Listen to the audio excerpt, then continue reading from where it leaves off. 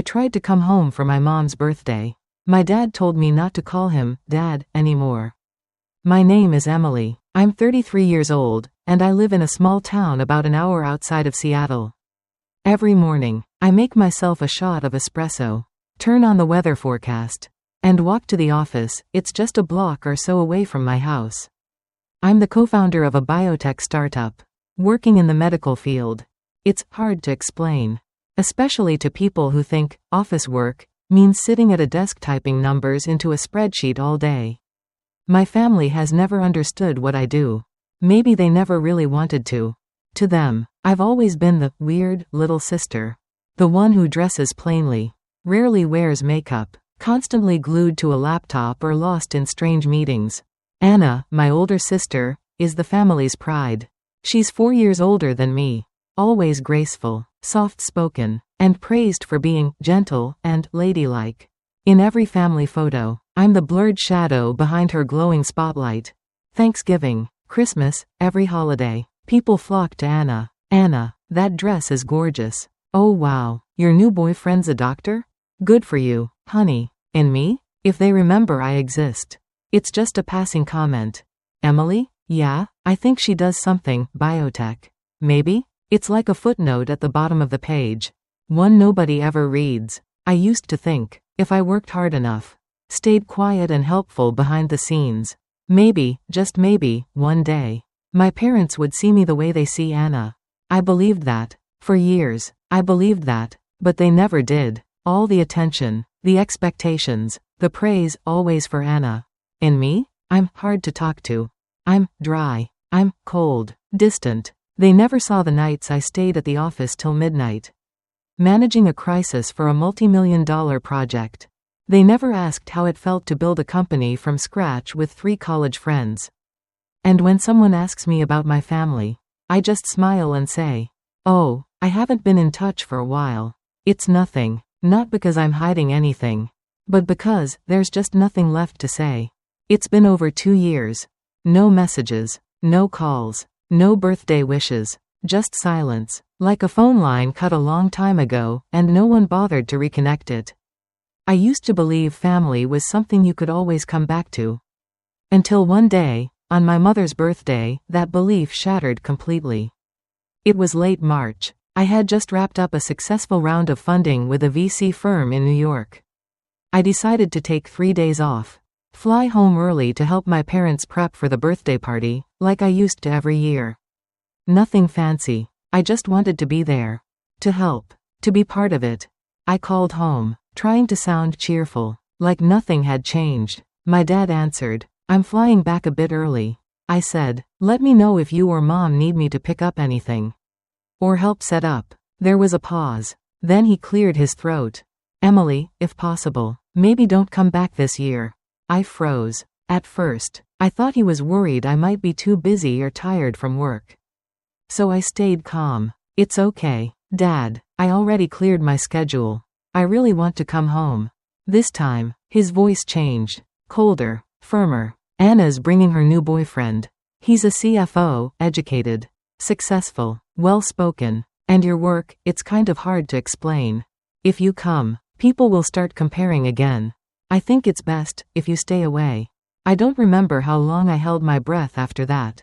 My whole body felt frozen. I gripped the phone tighter, throat burning, and I asked, with a voice that trembled, not from anger, but from being utterly discarded, "Are you saying I'd embarrass the family? That I shouldn't come because I'm a shame to you?" He didn't deny it. In fact, he said it outright, without hesitation. "If you insist on coming back, then don't call me your father anymore." And he hung up. No apology, no hesitation, just the long, flat tone ringing in my ear. As my apartment sank into a cold, dead silence, I sat there with my now cold espresso, staring blankly out the window. No tears, just emptiness. In that moment, I knew I was no longer part of that family. The family I had held onto through quiet sacrifices. The family I once believed, if I loved them hard enough, maybe they'd see me. I sat in my familiar armchair by the window, sunlight pouring gently through the white curtains, but it couldn't warm the icy ache blooming in my chest. My father's words echoed one last time. Clean and sharp like a final cut. If you insist on coming back, don't call me your father anymore. I looked down at my hands. They were shaking, not from rage, but from the kind of heartbreak that splits you from the inside out. I used to think that even if I wasn't loved like Anna, at least I was still their daughter. Turns out, I never really was. I got up and walked to my desk. No hesitation, no second thoughts. I opened my laptop, logged into my bank account, and scrolled down to the recurring payments section. For over 2 years, I'd been covering every single utility bill for my parents: electricity, water, internet, even cable. I sent extra whenever Mom mentioned the fridge broke down, or Dad said the car needed repairs.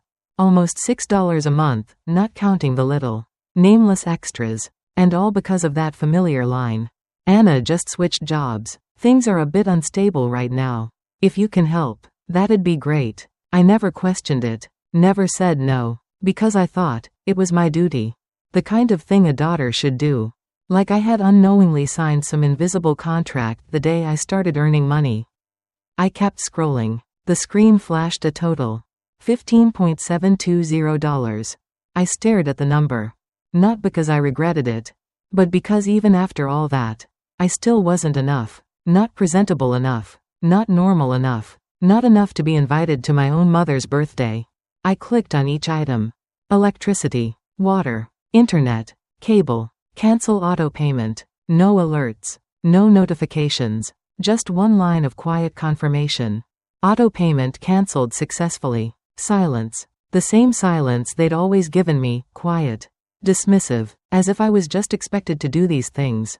That night, I didn't sleep, not because I was angry, but because I kept replaying my father's words. The way they cut me out of the picture, just to avoid some vague comparison with Anna's new boyfriend. A man I'd never even met.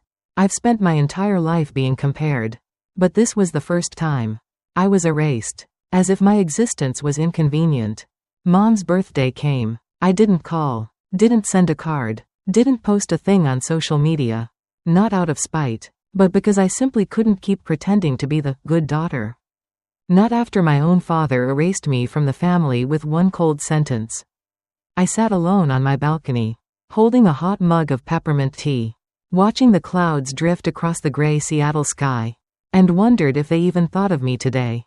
Or would they only remember me when the power got cut off?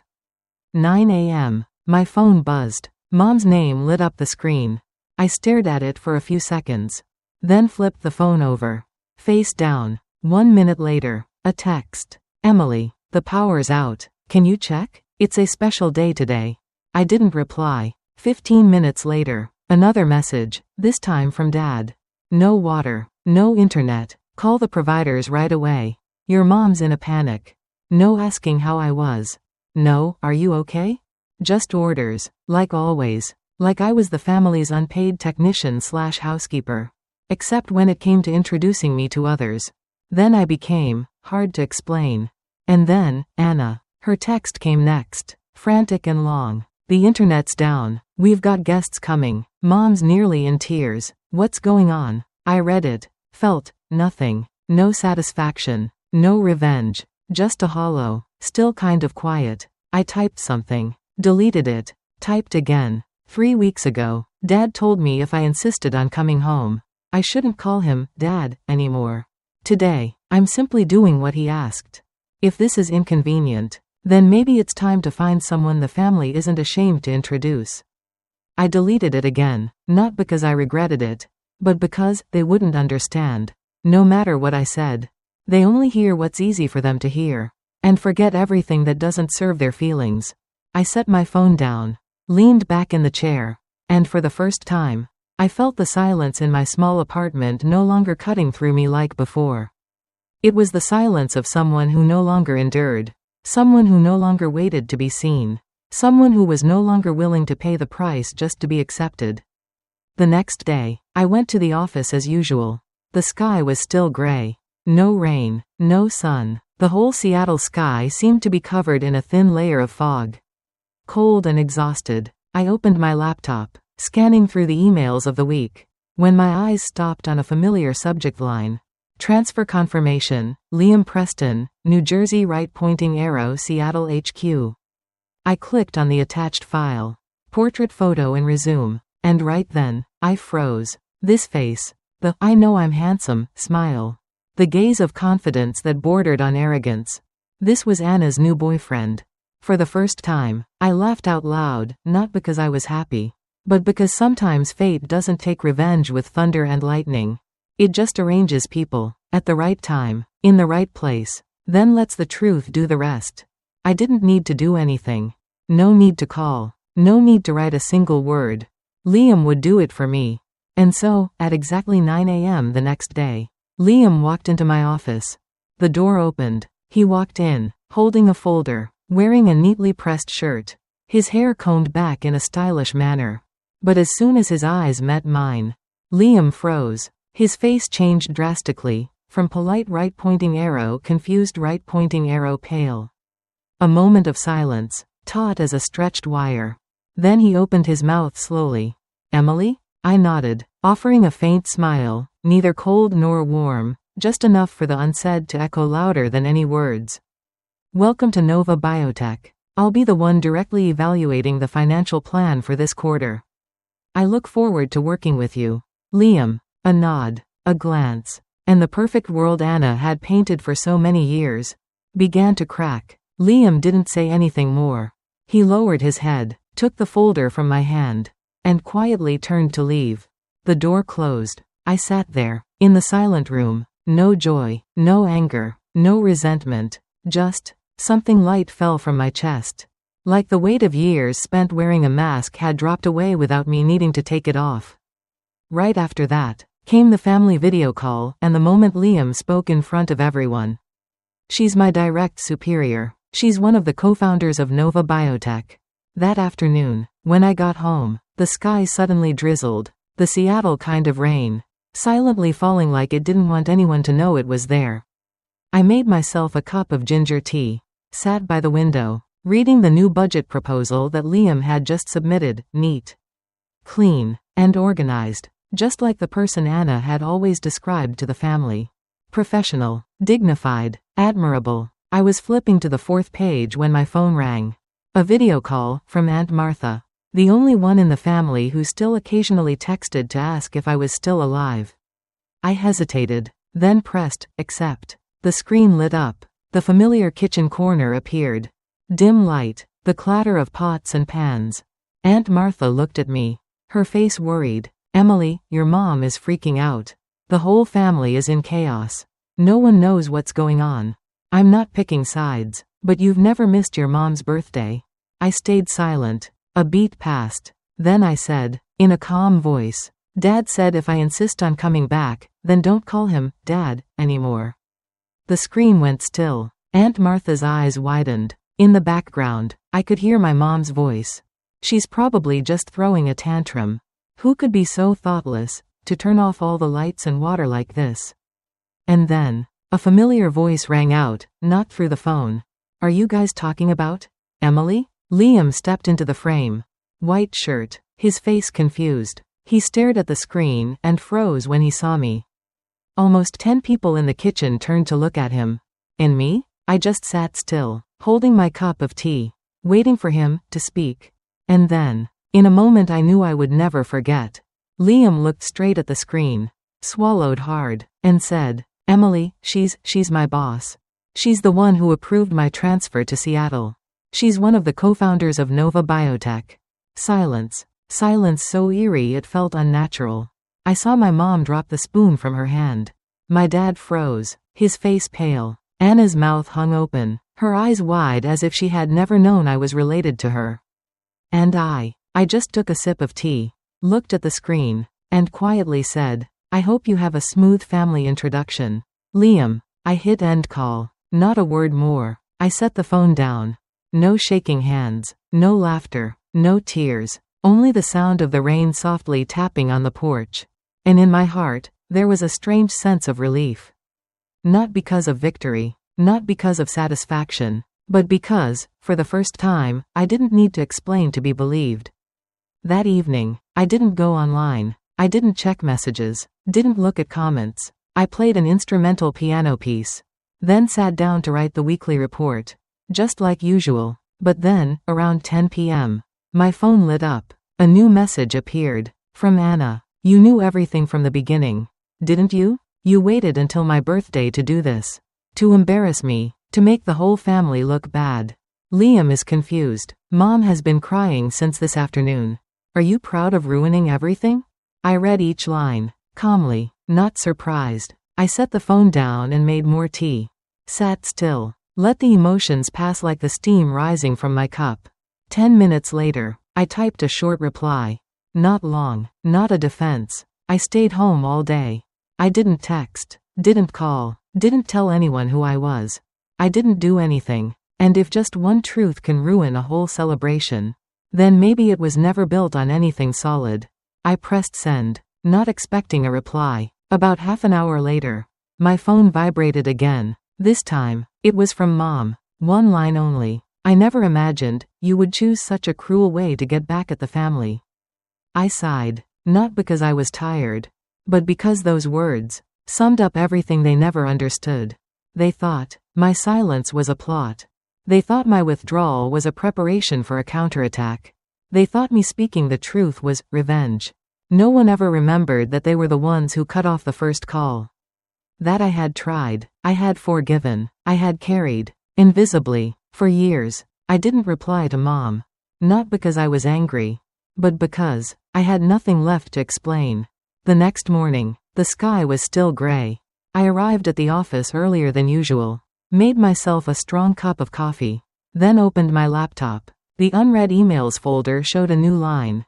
From Liam Preston. Subject, apology and thank you. I paused for a few seconds. Then opened it. Emily. I don't know where to begin. I couldn't sleep last night. Not because I was embarrassed, but because for the first time, I saw clearly what I had been blind to all these years. Your girlfriend's brother, the one I've loved, is my direct superior. He's the co-founder of the company I applied to transfer to. The one I thought I would impress. And I didn't realize that person is Claire's sister. I'm ashamed, not of you, but of myself, for believing in a version of you, told in the mocking tone of others. Thank you, not for exposing anyone, but because you didn't need to say anything. The way you stayed silent, calmly, was the most powerful statement I've ever heard in my life. I ended things with Claire this morning. Not because of her family, but because I couldn't stay with someone who was afraid to stand next to the truth. I hope we can continue working together as colleagues. And if possible, as someone who has begun to see the world differently. Liam. I read slowly, not fast-forwarding, not scrolling hastily. Each line felt like a gentle breeze, touching old scars, not to rip them open, but to heal them. I placed my hands on the keyboard, typed a few lines. Not much. Liam, thank you for saying those things.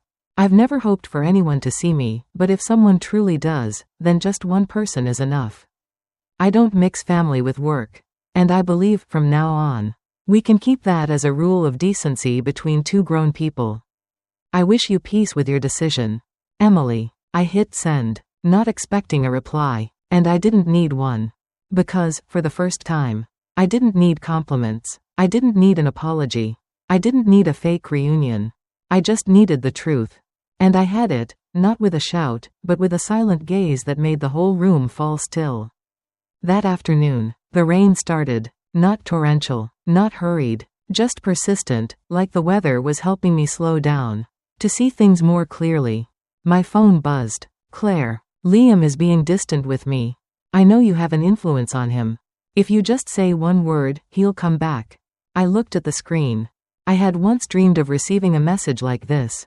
Not to help Claire keep a man, but just as a check-in from a sister. On the night I collapsed by my desk from stress. But it never came. And now, when she needed it, the person she turned to was the shadow the family once wanted to hide. I typed each word. Liam didn't leave because of what anyone said. He left because for the first time, he saw the real person his girlfriend was. Nothing more, nothing less, no sarcasm, just the truth, as a mirror exposed under the light. 2 days later, my mom texted. This time, the tone was completely different. Sweetheart, everything's over. I think. If you're doing well now, could you help us with a small amount each month? Just $2 to cover living expenses, insurance, and a little for retirement. You're stable now? I exhaled, lightly, not shocked, not angry, but realizing they still didn't understand the core issue. I wasn't refusing because I didn't have it. I refused because for too long, I was treated as an obligation. I typed back, if Claire agrees to split it, $1 each a month. And if my parents sign a clear document stating that, after their passing, all assets, including the house, will belong to me, then I'll consider it. I hit send. Not a hint of trembling. 20 minutes later, the phone rang. It was my dad. I answered. Before I could speak, he shouted, "What the hell are you talking about? We raised you for 20 years. And now you want a contract? You've really lost all humanity." I listened. No reaction. Then replied, each word slow, clear. If raising me was an investment, then now, I'm just asking for the original contract back, clear and fair. My dad was silent for a moment. Then he snapped. We've gone down the wrong path. I don't need it. I don't need a dime from someone like you. I simply said, I know. And this time, I don't need forgiveness from someone who's never recognized their own fault. I hung up. The house fell silent again. The rain had stopped. The sun quietly cast a final beam of light through the window. No one called back. No one sent another message. And I knew, this time, I was the one writing the ending. A week later, everything passed quietly as if the storm had never happened. No more messages. No more requests. No one mentioned me. And I no longer felt the need to be mentioned. I woke up early, made coffee, went through new contracts, and sent emails to the finance team, where Liam still worked as though there had never been a family gathering that had collapsed in front of him. We didn't bring up the past. No need to say anything. Some scars, when understood, should just be left as they are. That afternoon, the weather was mild. I stopped by the old cafe, the one where I had once buried my head after a cancelled birthday call. Today, I ordered the same old thing, iced latte with less sugar, and sat at the same table near the window. But I didn't curl up anymore. I didn't lower my head. On the old wooden wall, the same engraving from the first time I saw it. Home is not always a place. Sometimes it's a choice. I looked at it. This time, I truly understood. I had made my choice. Not choosing a picture-perfect family. Not choosing to be the background for someone else's introduction stories. Not choosing to keep pretending everything's fine to play the good daughter role. I chose clarity. I chose to leave without anyone seeing me off. I chose peace without needing any blessings. I took a sip of my latte and pulled out my notebook from my bag. On the first page, I wrote one sentence, not for anyone else. Just for myself. I don't need to be proud. I just need to live, fully as a person. With the right to say, no, with the right to walk away. And owing no one anything. If you've ever been Emily, or loved someone like Emily, share your story. Because somewhere out there, there's someone still sitting in the dark, waiting for something to change. Sometimes, they just need a nod from a stranger to dare step out of a sky that has been forgotten for far too long.